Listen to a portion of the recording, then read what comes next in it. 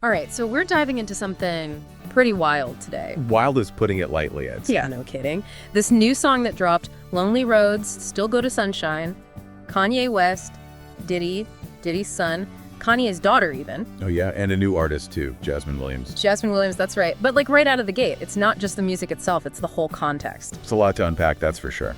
So Diddy, he's reportedly speaking from jail on this track, thanking Kanye for support, reaching out to his kids, even saying that others haven't been there like that. Yeah, and Kanye supposedly responds saying something like, Diddy raised him, which just adds this whole other layer to it, their connection, their history. Exactly.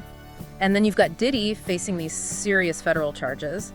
And then you've got him on this track with Kanye talking about loyalty and support. It's like this strange juxtaposition, gratitude and really serious legal trouble all in one.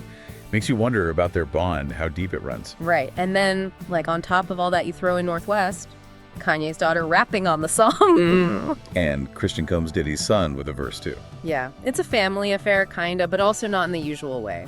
And then you've got Jasmine Williams singing. So you got these different generations, these family ties, all mixed up in this one track. And in this really public way.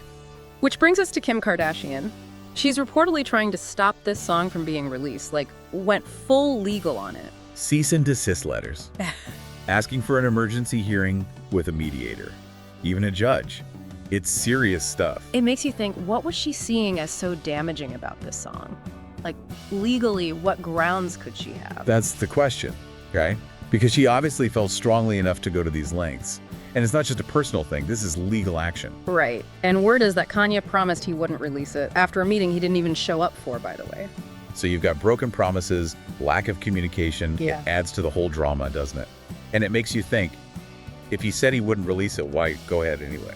Well, from what we're hearing, Kim's motivation is pretty clear. She's worried about North, protecting her from, all of this. Kanye's behavior lately, the charges against Diddy, those are heavy things for a kid to be associated with. You can't blame a mother for wanting to shield her daughter from that. Not at all. And all of this isn't happening in isolation. Remember, a little while back, Kanye was posting those texts talking about going to war with Kim over North's image rights. He wants to own North's image, which Kim already trademarked.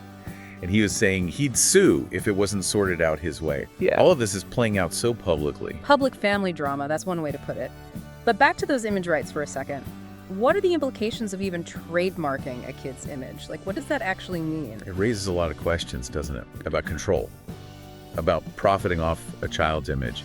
And the fact that Kim trademarked it suggests she was thinking about this from a business perspective early on. Yeah. So this whole song release feels like maybe the first shot fired in this war that people are talking about between Kanye and Kim over North.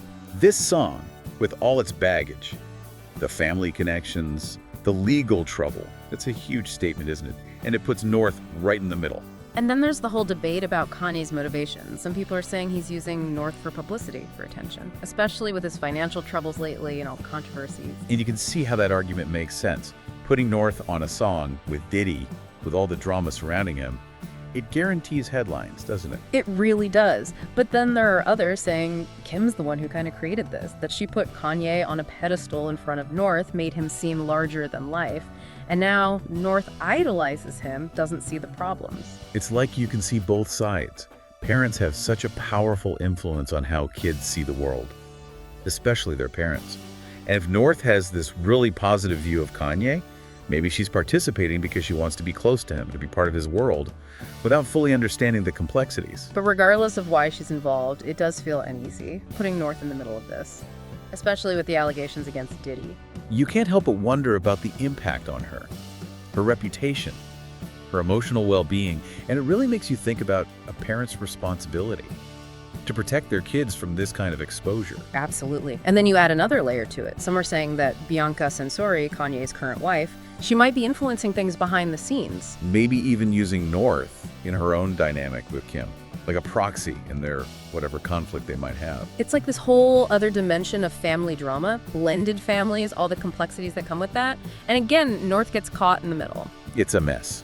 And where it goes from here for North and her parents is anyone's guess. This is going to have long-term implications, that's for sure. This whole thing really highlights how difficult co-parenting can be, especially when you add fame and public scrutiny and legal battles. It's a reminder that at the heart of all this is a child, and her well-being needs to be the priority. It makes you think, what does it really mean to protect a child in this kind of environment? Kanye, Kim, Diddy. It's a lot for anyone to navigate, especially a kid. It really does make you think. That's for sure. Thanks for joining me for this deep dive. It's a lot to process. You're welcome, and I think we're all going to be watching to see how this unfolds. It's definitely not over yet. That's the truth.